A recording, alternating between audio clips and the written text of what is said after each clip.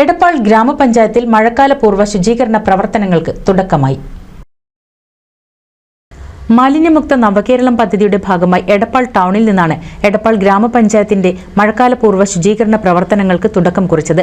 മഴയെത്തും മുൻപേ രോഗരഹിത മഴക്കാലത്തിനായി ഒത്തൊരുമിക്കാം എന്ന ശീർഷകത്തിൽ നടന്ന ജനകീയ പരിപാടി വൈസ് പ്രസിഡന്റ് കെ പ്രഭാകരന്റെ അധ്യക്ഷതയിൽ ജില്ലാ പഞ്ചായത്ത് അംഗം അഡ്വക്കേറ്റ് പി മോഹൻദാസ് ഉദ്ഘാടനം ചെയ്തു.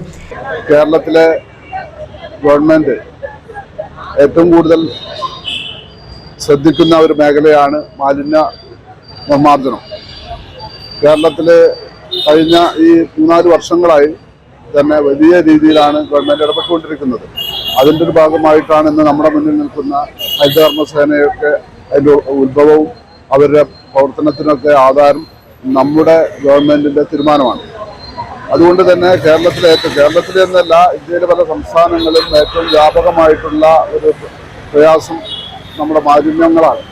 ഈ മാലിന്യങ്ങളെ വേർതിരിച്ചുകൊണ്ട് സംസ്കരിക്കാനും അതുപോലെ തന്നെ അത് കൂമ്പാരമായി കൂടാതെ അത് കൊണ്ടുപോയി നല്ല എവിടെയാണോ പണ്ടത്തെ നമുക്കറിയാം, നമ്മുടെ കേരളത്തിലെ തിരുവനന്തപുരത്തായാലും കോഴിക്കോടായാലും എല്ലാം തന്നെ ഈ മേഖല, അതായത് ഈ വേസ്റ്റ് കൊണ്ട് ഇടുന്ന സ്ഥലങ്ങളിലെല്ലാം തന്നെ ആളുകൾ അതിന് പ്രയാസങ്ങളും പ്രശ്നങ്ങളും ഉണ്ടാക്കി അങ്ങനെ വലിയൊരു സംഘർഷ രീതിയിലായിരുന്നു നമ്മുടെ നാട്ടിൽ കഴിഞ്ഞ കാലങ്ങളിൽ പോയിരുന്നത്. എന്നാൽ ഇപ്പോൾ ഗവൺമെന്റ് അതിൽ പ്രത്യേകം ശ്രദ്ധിച്ചുകൊണ്ട് വളരെ ആധുനിക രീതിയിലുള്ള സംസ്കരണമൊക്കെ തന്നെ ഗവൺമെന്റ് എത്തിച്ചേർന്നിരിക്കുകയാണ്.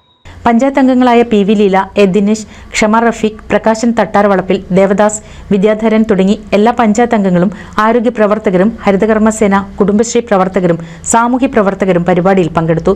NCV news Edappal. 1000 വിവാഹങ്ങൾക്ക് ഒരേ ഒരു ബ്യൂട്ടി